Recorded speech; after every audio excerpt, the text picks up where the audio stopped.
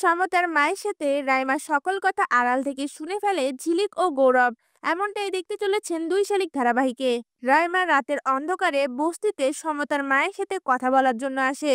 এদিকে বস্তির মধ্যে নতুন কাউকে চাদর মুড়িতে ঢুকতে ঝিলিক দেখে ফেলে আর গৌরবের সামনে দাঁড়িয়ে বলে ওঠে, এবার আমরা জানতে পারবো আসল আখি কে।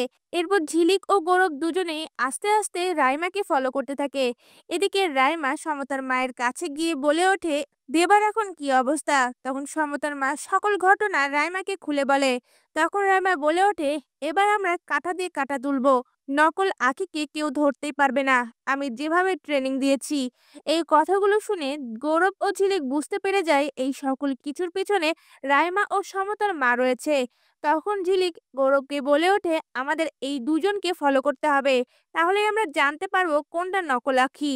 তা ভিউয়ার্স, এবার যদি গৌরব ও ঝিলিক আসল আঁখিকে খুঁজে বের করে পিয়ারকে সকল চাল ভেস্তে দেয়, আপনাদের দেখতে কেমন লাগবে? আপনাদের মতামত আমাদের কমেন্টে জানান। ধন্যবাদ।